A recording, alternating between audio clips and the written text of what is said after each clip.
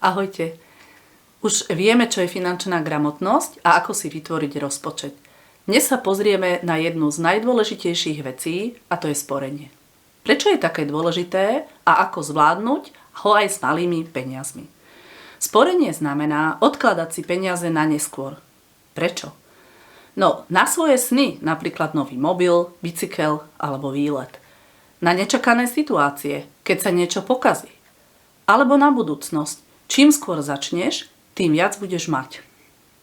Príklad. Ak si odložíš 2 eurá každý týždeň, za rok máš viac ako 100 eur. To je sila malých krokov. Ako sporiť? Tak poprvé, začni malými sumami a 1 euro sa počíta. Po druhé, použij pravidlo 50, 30 a 20, čiže 20% zo svojich príjmov si odlož. Maj cieľ. Keď vieš, na čo šetríš, je to omnoho ľahšie. Alebo použij prasiatko alebo aplikáciu, aby si videl, ako rastie tvoja suma. Príklad. Tvojim cieľom je nový bicykel za 150 eur. Ak odložíš 5 eur týždenne, za 30 týždňov ho máš. Sporenie nie je o tom, koľko máš teraz, ale o tom, že myslíš dopredu.